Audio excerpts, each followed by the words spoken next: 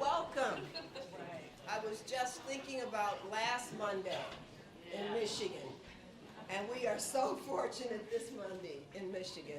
We don't have a snowstorm. I am Karen Aldridge-Eason, Office of Foundation Liaison, and I want to welcome all of you this morning to our conversation around safety net. It's wonderful to see you this morning.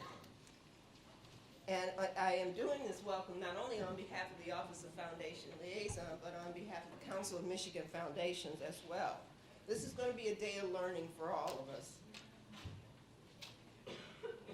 We serve in a dual role, those of you who may not know, between the Governor's Office and the Council of Michigan Foundations as a partnership office. So to have the pleasure to do this work in such a space is really rewarding for us. I want to acknowledge that we not only have philanthropy in the room, but we have a few of our state government partners who joined us today. And maybe they can raise their hands. I see Kyle there. I don't know who else we have right now. He seems to be alone, but not alone. And some of our nonprofit partners are in the room as well. Do I see any of them? I saw a few of them. I saw, there's one over there. Hey, how are you? So welcome them as well. I want to take a moment to thank a very dedicated team. They are standing in the hall probably right now. You met some of them. There's Michelle on the back wall, Stephen and Olivia. These guys have, there's Olivia by the door next to Kyle. These guys have worked so hard to bring this day together today, along with our partners from philanthropy. But these three have been amazing in their work. There goes Stephen across the room.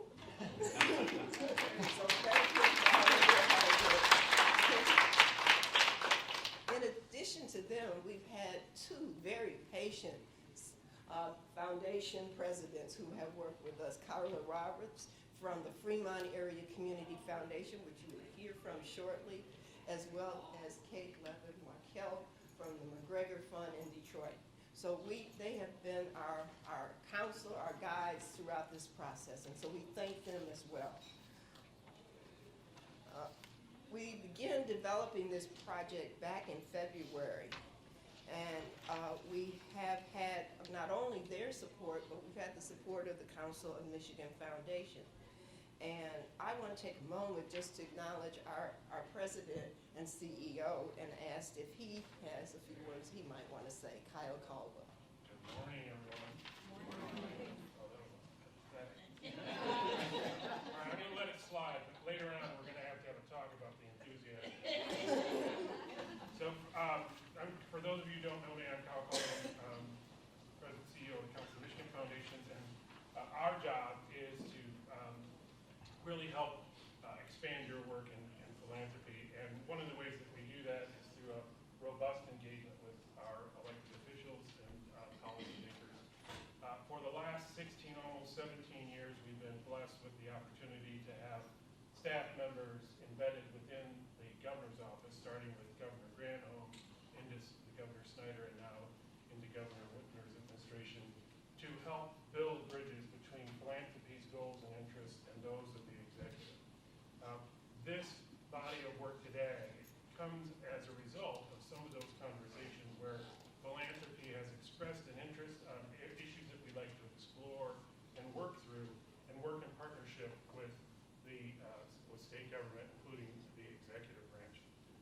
That would not be possible had we not had a continuous through line of conversations and exploration and partnership that had been thoroughly led by our first and only OFL liaison, Karen Aldridge-Eason. So I'd like to express our gratitude for Karen's leadership in all of this.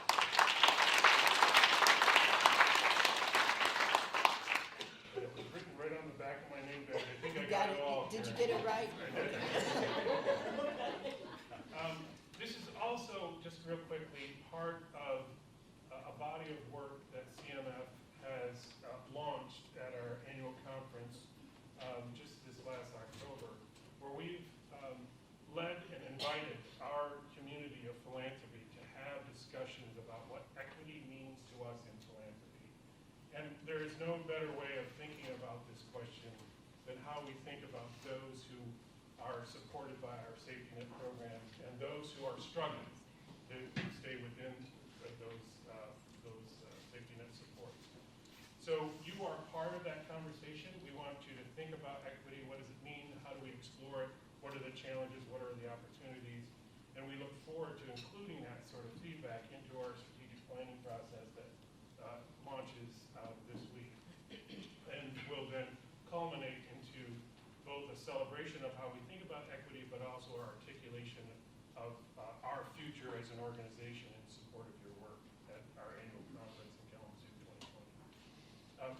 So with that, I wanted to say thank you for your time and your commitment to this work, and we look forward to exploring the outcomes of today's meetings. We've got a great panel, and I just appreciate all the work that went into this and your participation. So Karen, back to you. Thank you, Kyle, very much. There are some additional Council of Michigan Foundation staff here. Dondre is sitting at the front table up here. He's always a great volunteer when we're doing work like this. Jen was out at the table helping to register you. And Regina is someplace. There she is, our newest CMF member, who is our Director of Public Policy and Government Relations. And so they are with us as well today. And so I want to thank them for being here and being willing to be on the ground staff. And that's probably my phone going off over there because I forgot to turn it on me. So it's in a side pocket right there.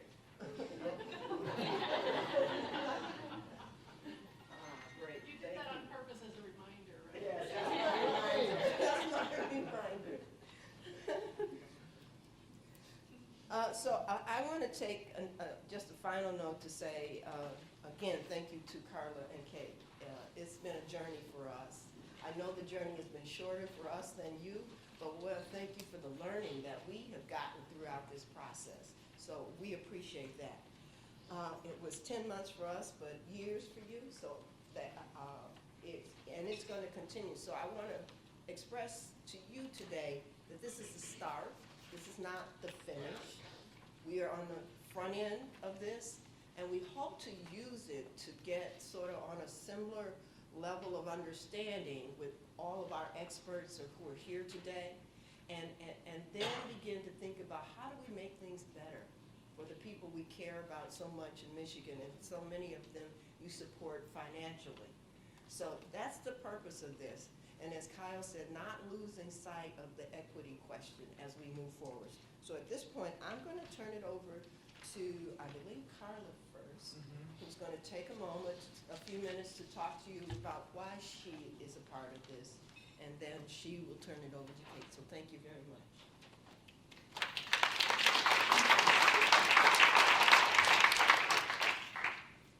So does it work? Does this mic work if I'm standing this far up? Okay.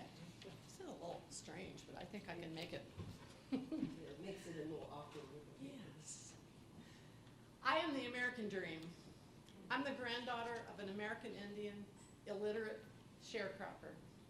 Papa, as we called him, never went to school, never owned the land that he worked, land that had been stolen from him. He never owned a home. He never enjoyed indoor plumbing, and he never built wealth from the corn, soybeans, and tobacco that he raised. His oldest child was my mother. My mother had the responsibility for cooking all of the family meals from the age of 8 years old, starting about 8 years old. She had to stand on a stool to reach the counter so that she could knead the biscuit dough. And they made biscuits at every meal because that bread is what filled you up. There wasn't much of anything else.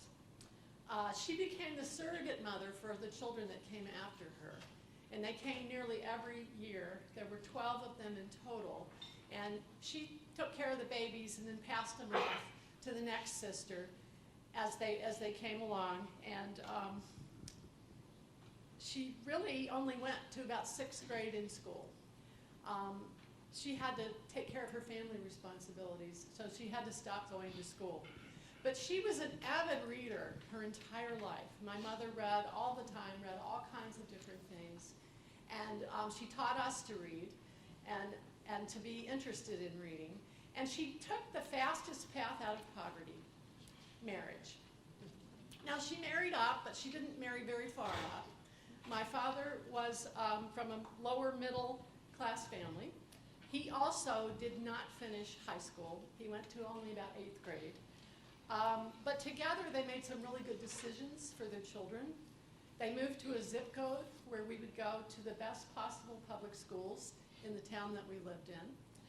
They let us know that we needed to get a higher education. Now, mind you, they did not know how to help us do that, but they did encourage us, and they made it very clear that we were supposed to learn enough to get a job so we could be self-supporting, because they were done with us. We needed to get out on our own.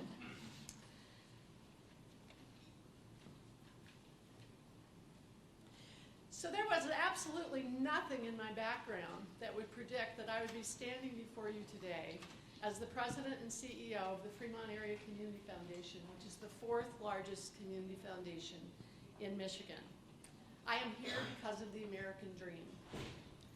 The American dream is the belief that anyone, regardless of where they were born or what class they were born into, can attain their own version of success in a society where upward mobility is possible for everyone. That promise of opportunity has led us to expect that each successive generation will do better than the last. It happened for me, but it has not happened for so many others. People whose skin tone is darker than mine, or who do not have the support systems to make it through the inevitable challenges when a young person leaves home, or those who made bad choices that stem from trauma early in life, just as I did, but didn't have the resilience to bounce back. And what saddens me most is that someone in my exact circumstances today will be far less likely to achieve the success that I have enjoyed. The world has changed, and the barriers are more formidable. Just a few telling facts. Only 50% of children born in 1984 will earn more than their parents, down from 92% in 1940. Low-income students are 6 times more likely to drop out of high school than high-income students. And believe me, I wanted to drop out. Somebody kept me from dropping out. In 99% of US neighborhoods, black boys have lower income in adulthood than white boys with very similar parental income. I am the American dream, and that is why I do the work that I do, and why I have become so passionate about restoring opportunity for all. This convening grew from a simple conversation with Kate, who you've already been introduced to, where we shared the work that we were doing. We're both in place-based institutions, but pretty distinct. She's in an urban setting, I'm in a rural setting. Her work is very much concerned with the dignity for the poorest populations, where mine is very focused on workforce development and economic mobility. And as we kept talking, we started to discover the intersections of our work and how we might be better together. And others joined the conversation. Kyle at CMF, and then Karen, and Olivia, and Stephen, and others, and now today, all of you. I am the American dream. I want to see the opportunity revitalized and restored for all. Let us learn together and find the path forward together so that 10 or 20 years from now, others will say, I am the American dream.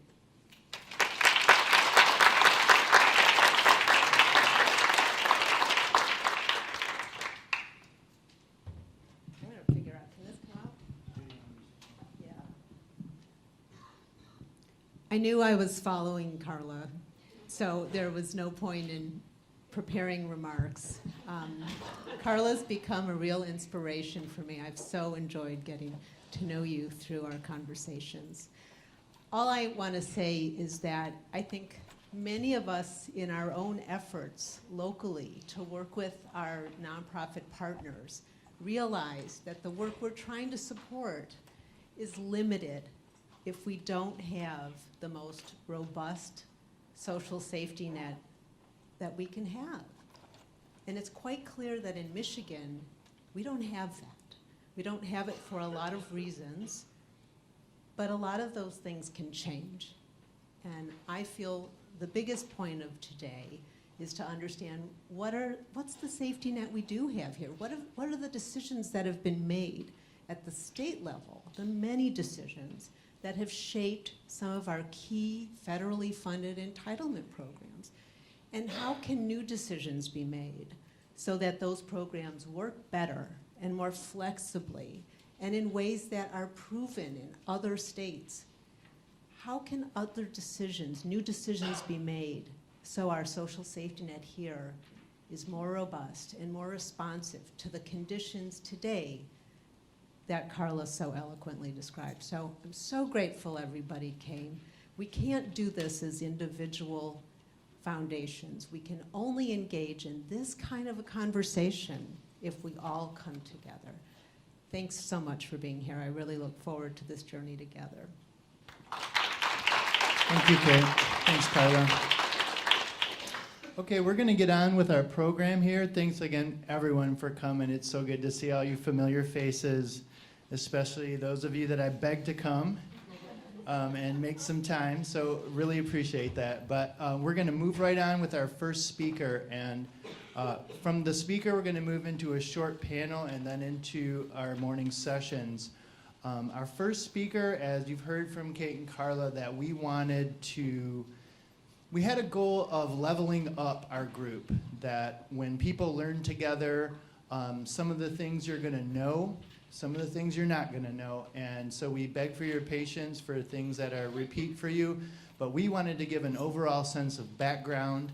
And our first speaker comes to us from the Urban Institute as a senior fellow, and I read an article by her about safety net in the new economy and how many of these programs aren't matching up with the nature of work in our current social and economic context. And it's really spoke to me about a very important piece of this conversation. So to provide us with the background, I'm going to bring up Pam Lopres from the Urban Institute. And you can welcome her with your hands together.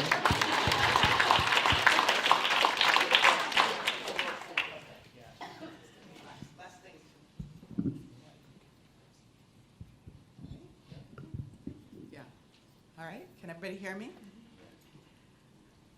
Well, it's so great to be here. This, I think, is a really unique get-together with all of these different partners in the room.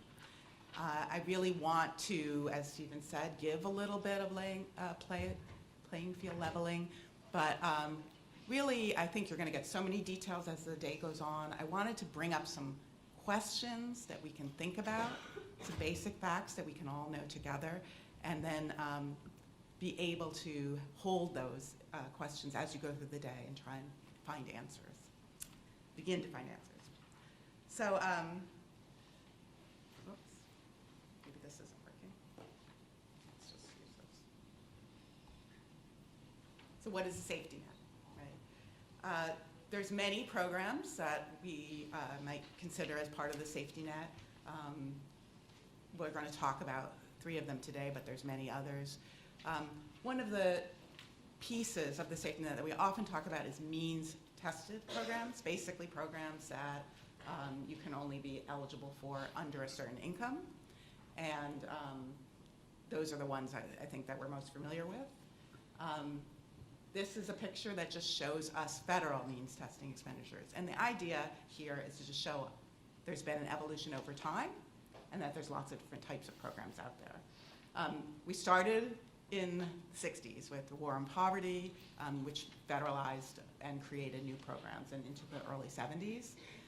As we move forward, a bit of stasis in the 1980s, keeping steady levels with some of the legislation that happened then.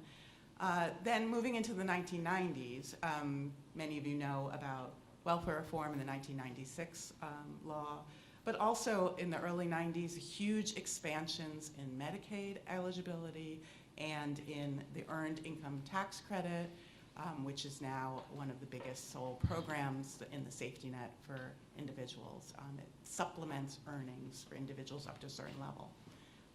So that period was a period of expansion and change. And then as we move forward now, we'll see all of the different changes that are happening.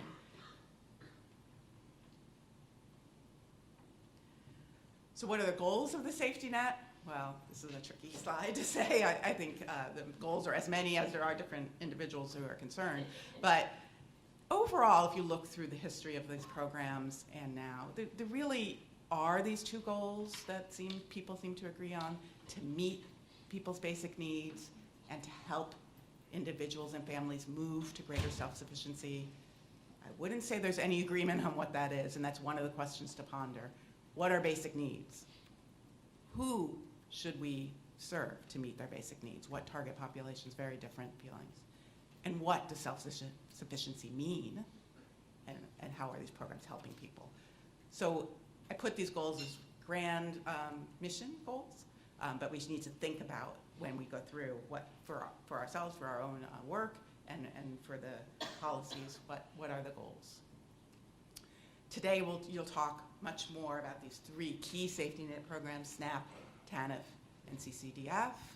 I'm not going to tell you a lot of details about it because the sessions will, but just to kind of level our playing field, SNAP, Supplemental Nutrition Assistance Program, is providing food purchasing assistance, and it does have some requirements for work for adults who can work, and I'll just say program operation varies across states.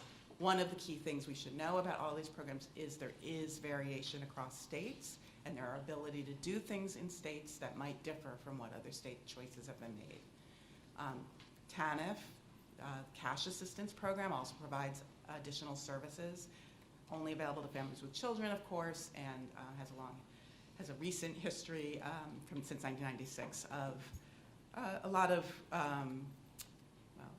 of restrictions around what the money, who the money can be spent for, and how it can be spent. And of course, recipients are required to work, those who are adults. The Child Care and Development Fund provides child subsidies for low-income families, those who are working or in education and training. Varies a lot across states, as well as having federal regulations. But it also, what you might not know, is has a goal of investing in child care quality as well. You'll hear more about that in the sessions, but it's an important dual goal to help individuals with child care and with the quality of care. So, how many people receive this? Well, the programs really differ. You'll see this as a national numbers. These are recent years. SNAP is by far the largest participation, TANF lower, and the number of children in CCDF lower. In Michigan, these numbers are roughly 1.2 million individuals receiving SNAP, about 30,000 individuals, fewer households receiving TANF, and about 30,000 children receiving CCDF in Michigan. So we hear a lot of issues around the safety net, but I think it's important to start with this positive news that the safety net does cut poverty. It is extremely important for poverty. This is true on the federal level, but here's the numbers for Michigan. If you looked at all ages and on children, the poverty rate without the safety net programs individuals are getting now would be much higher, right? Cuts poverty by 1/3. So it's important to remember that. We're going to talk a lot about maybe improvements, but it's important to remember that. So I want us to think about what people need to be self-sufficient and what does that mean. We talk about safety net meeting basic needs. That's important. What are those needs? Talk about work, but what are supports for work that people need? Childcare, transportation, other supports. What about improved skills to be able to work? Savings to weather hard times. And I'll talk a little bit about quality jobs. So, safety net considerations. I just want to give a couple of facts, not about the programs really, but about what we should know about safety net in general. First thing is that everyone who is eligible for these programs does not receive them, and for different reasons. So first I want to tell you about CCDF.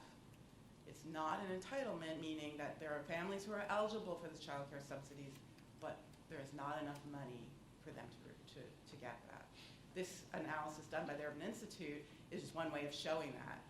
It did a thought experiment of what if you guaranteed subsidies for all eligible families in the nation up to 150% of poverty. This means eligible in that they are working or doing training and all of the other requirements. You would increase the caseload by double. You'd increase the amount of mothers who work people would be drawn into the labor market, and you'd really reduce child poverty. So it's just to show you. Other eligibility, which I'm sure you will talk about in the TANF session, is that there's about a third nationwide of individuals eligible for TANF who actually receive, and it's not, even though that is an entitlement, it's not always about money, but about other things as well, about access. So not everybody who's eligible receives. Many participants in the safety net are working. We don't always know about that, and this is an example from SNAP. These are federal numbers, not Michigan, but it's a similar story. Among non-disabled, non-elderly adults, about half of SNAP participants are working, and more working in the past year, about 3/4. People use SNAP benefits and other safety net benefits as a support in between jobs. Losing your job is one of the biggest predictors of gaining safety net benefits. And people are working while they receive. So it's important to understand that. We also want to make sure that we know that SNAP plays a vital role in supporting the elderly and disabled as well. So, and then of those who are working, just this is from a recent study at the Urban Institute, a survey that asked people about their work, if they receive safety net benefits. Again, this is national, but it's similar results.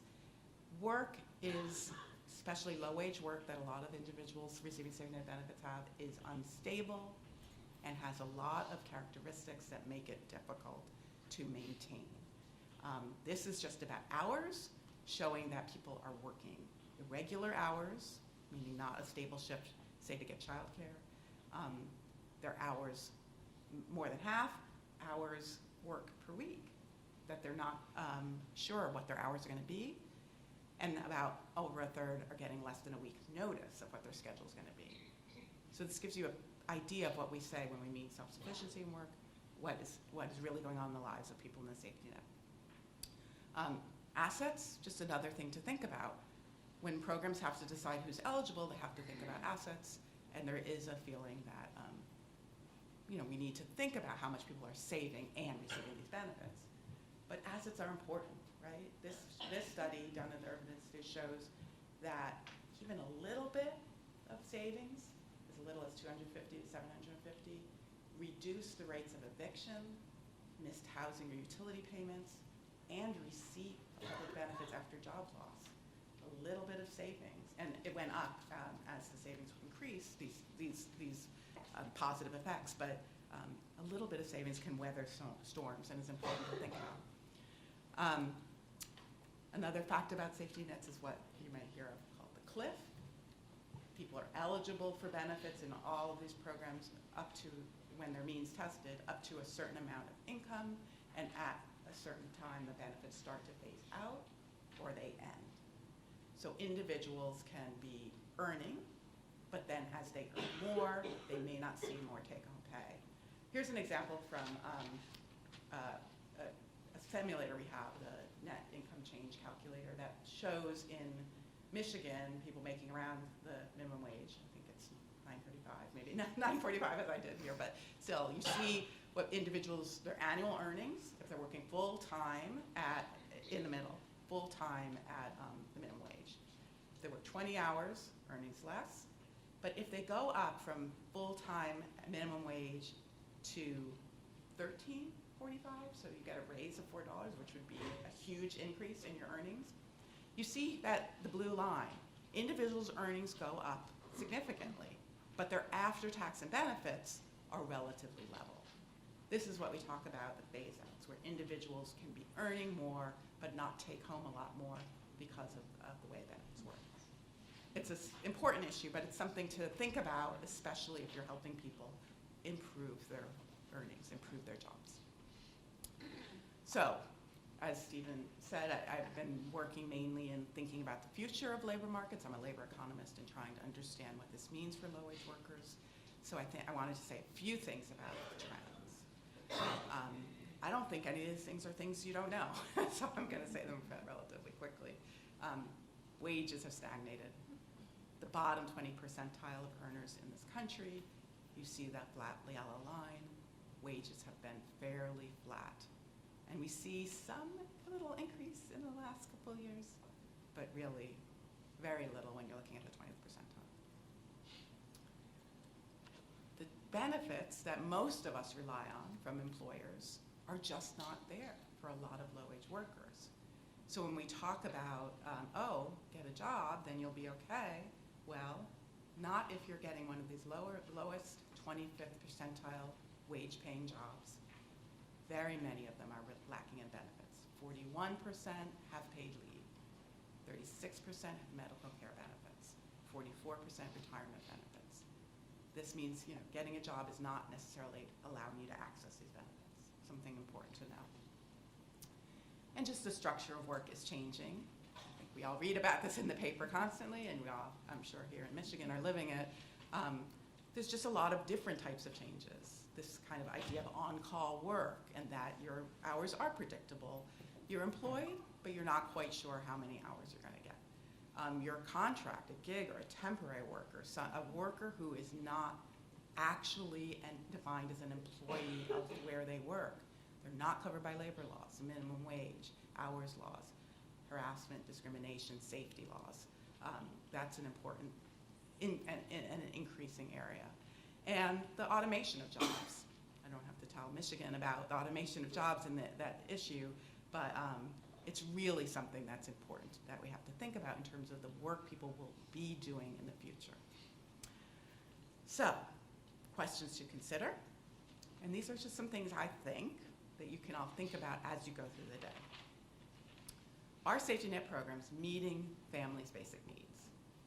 I think the thing to think about here is, what do we mean by basic needs, and who is being served? So there's a lot of different target populations. I mentioned the elderly, mentioned people with disabilities, those returning from being incarcerated, immigrant families of different types. There's lots of different situations. We heard about individuals with lesser education. All of these different target groups need to be thinking about what are their basic needs. How can safety net programs better support working families? So we saw that a lot of families are working or in between work, and so that's, I think, a concern. How can this complement? How can the programs help those individuals? How can economic opportunity initiatives complement safety net program structure?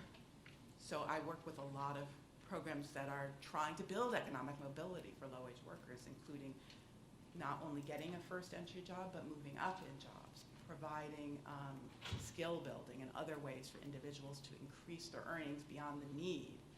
But how does that interact with the CLIF and with other pieces of safety net program? How can knowing about that work together to make programs stronger? And then how can job quality be improved to reduce the need for public assistance? All of us who are thinking about the safety net and thinking about economic mobility need to think about these issues. It's not someone else's issue. It's so important for us to understand the jobs that are available, what they mean, and how we can work to improve them in many different ways. So I just leave you with those thoughts, and I hope that throughout the day we can think more about them. Thank you, Pam. What we're going to do is invite Elaine and Mina and Elisa up to the panel, and we're going to have a short discussion, because after this session, we're going to go into the concurrent sessions. I'll draw your attention briefly to the packet of materials. There's an agenda there. So the 3 breakout sessions that will be happening will repeat in the afternoon. So everyone will have the opportunity to go to 2 of them. We wanted to have this panel this morning, both to give you a sense of maybe how these programs and conversations interact with one another across them, and also to give you a feel to help you make a better decision about what conversation you want to go to in this morning. And as a reminder, what we're going to do is pull this wall across the middle of the room. The TANF session will be here, where I'm standing in this room. The early child session will be over here on the other side of that wall. And the SNAP session will be down out this room to the left, and you'll go past the stairways, past the student services thing, and you'll take a right. There will be a sign there. It'll be the first room on the right, room 157, just to give you that sense. But what we're going to do is, for now, pass it back to you guys, and here, why don't you take this, Pam? And should we just pass it? Yeah, we'll use both of them. Okay.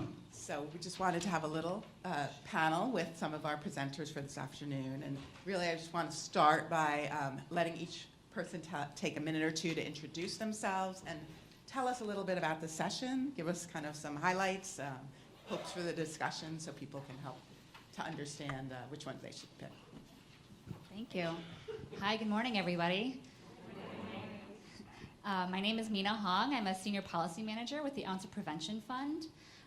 Hannah Matthews from CLASP and I will be talking about the Child Care and Development Fund and opportunities to think about for all of us in the room. So Hannah will start off by giving an overview of the federal Child Care and Development Block Grant regulations and opportunities for us in Michigan to think about the flexibility that we have and how we set our state rules and regulations around the child care safety net. We'll talk a little bit about what we've done here in Michigan, and then really talk about the challenges that families continue to face and collectively start to strategize about ways that philanthropy, policymakers, and our nonprofit friends in the room can work together to really rebuild that child care subsidy safety net. And I'm not giving you more details, so you'll come to our session.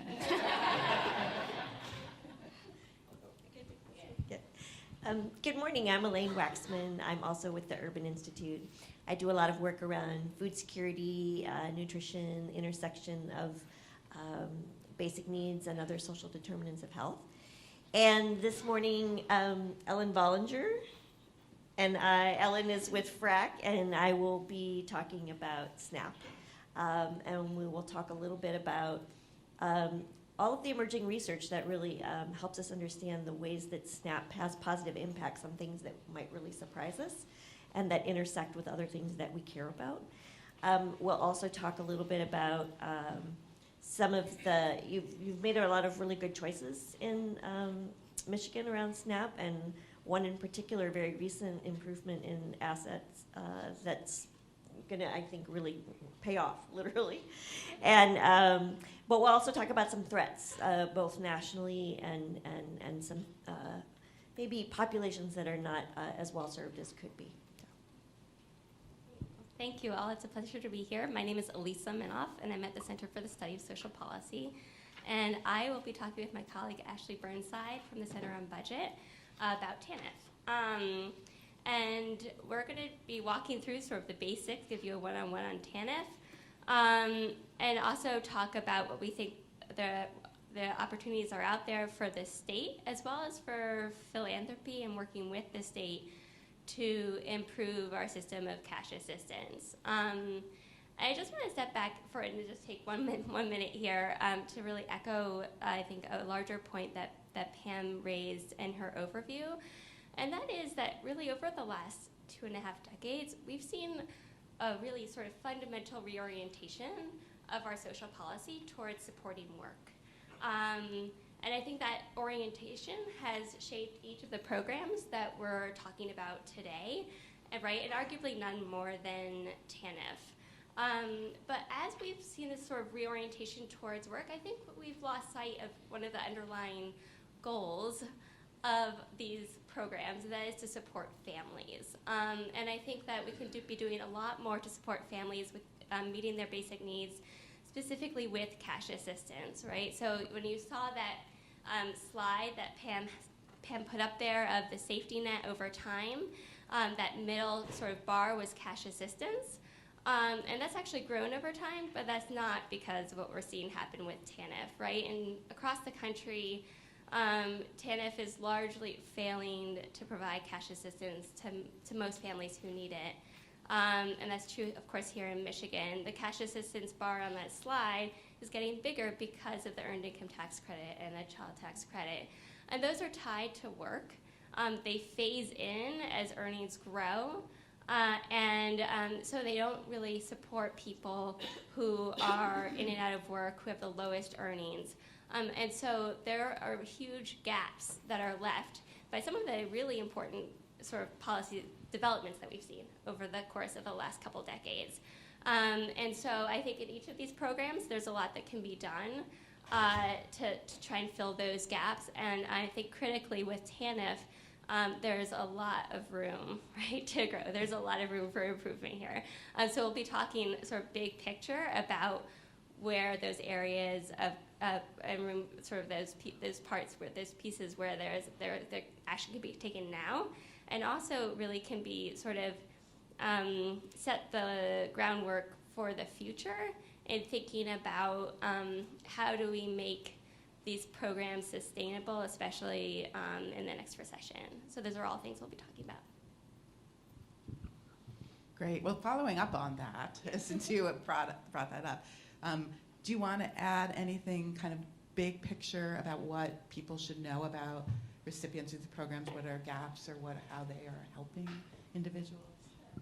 You know, building off of both of what you said and Pamela's presentation about sort of the challenges of workers today and working families. You know, you think a lot about the non-traditional hours or sort of the last-minute scheduling that low-income workers face and the impact that has on the ability to access childcare, right? Most childcare programs don't operate that way, and so the implications there, particularly for families that could be benefiting from childcare subsidy, is particularly challenging.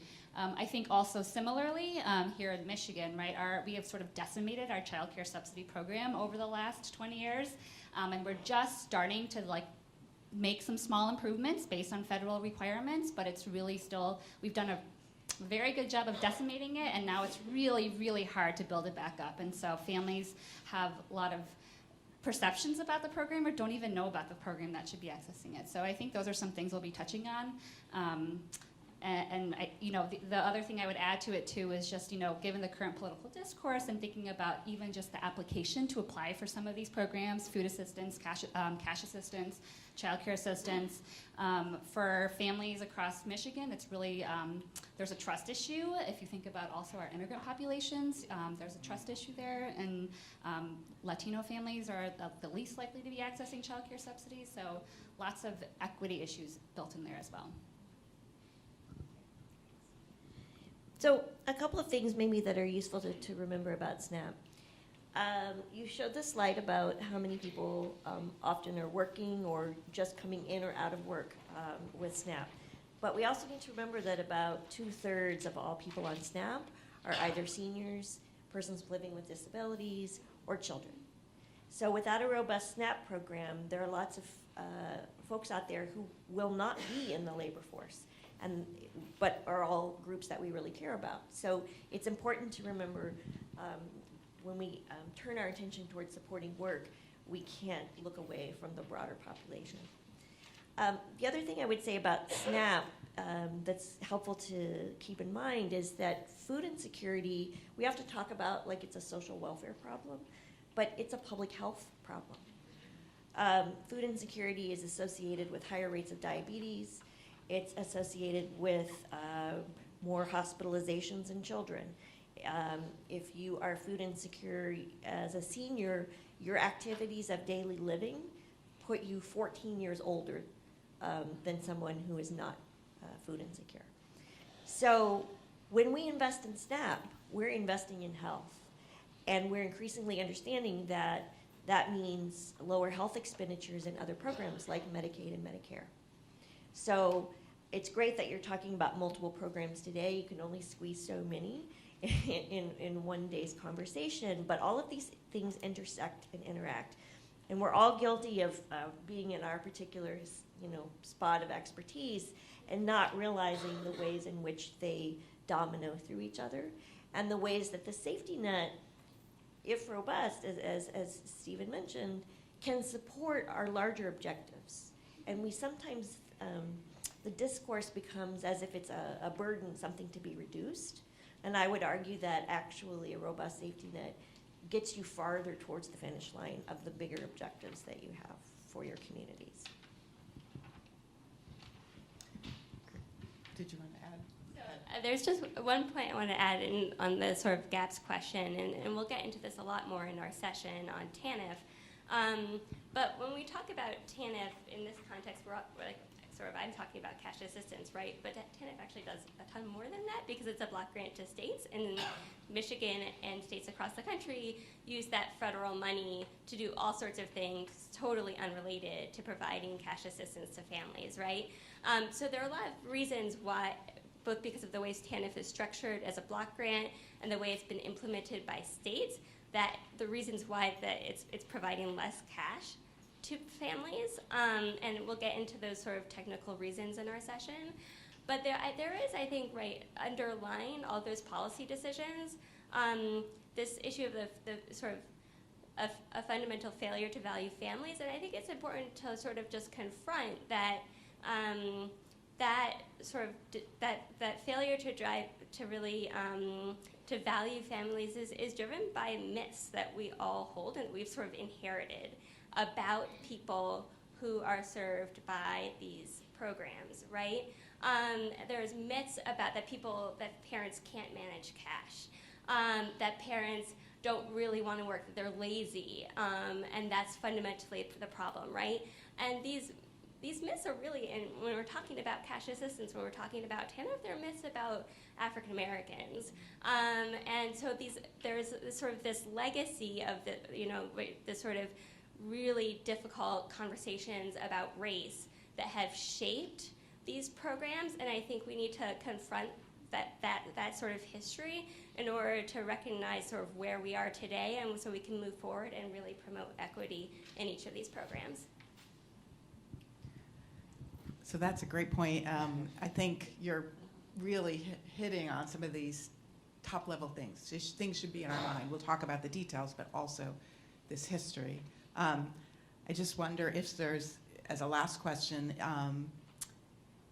what would you like the audience to kind of keep in the back of their mind? Do you have questions or things that you think the audience should bring to this conversation, especially since our audience is a lot of philanthropy and has particular roles in communities?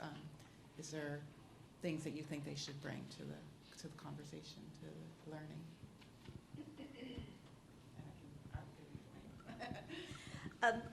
I'll just say that many of you may have a great deal of knowledge about safety net, and some of you may have less. And the truth of the matter is that even those of us who work in it every day have to go look stuff up repeatedly. So I hope that you kind of represent your broader communities today by really laying out even the most basic questions. Don't be embarrassed to ask that, or to lay out the kinds of stigma and questions that people in your community have, because part of dealing with the safety net is dealing with the narrative around the safety net and the narrative around people who either currently are served or should be served. And so I hope that just frees us all to just, put it out there because that's how the work gets done. And I would just say, we're going to be talking a lot about things we think, the state can do and the state and philanthropy can do together. I'm really interested in hearing about what you all are already doing, and sort of how some of the things that we're talking about intersect with the work you're doing now, and how we can work together and going into the future. And I would just add, so I live in Michigan. I'm a Michigander, so it's personal to me, right? I'm from here. So I also, when we think about your first question to think about for the whole day of how are we meeting families' basic needs? The reality is that we're not in our state, and you all know, especially the place-based foundations, know better than us up here about what our communities are facing and the families in our communities, what they're challenged with. And so I would urge our philanthropy partners in the room to think about that and really think about the role of public policy and ways you can push our policies in Michigan to be stronger and to build a stronger safety net, and thinking about ways to partner with our nonprofit friends in the room to really build this robust strategy to strengthen our state. Great, thank you. All right, thanks. Thanks so much. Anybody want to ask some questions from the floor? We have a couple of minutes. We have 5 minutes, according to Michelle. Anybody want to ask a question at this time? Sure.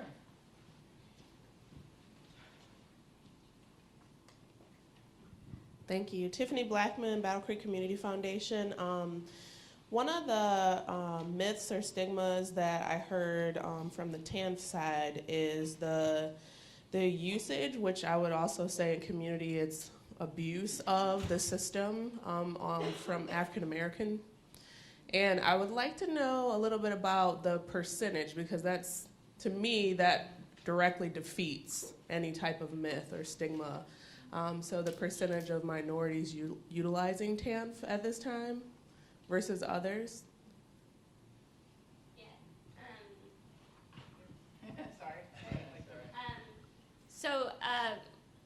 So the white families make up sort of nationally the sort of plurality of people receiving assistance, but actually don't know the numbers off the top of my head in terms of percentage of African Americans, of Latinx people, families, and others. But I mean, that's always been the case, right? Sort of from AFDC through TANF, it's always been the case that white families are the sort of majority or plurality of participants in the program. That hasn't changed. But I think there are a couple of things to unpack there. One, African Americans and other communities of color have much higher rates of poverty, much higher rates of unemployment. So we should not expect safety net use to not reflect that. But again, it does serve a large number of white households.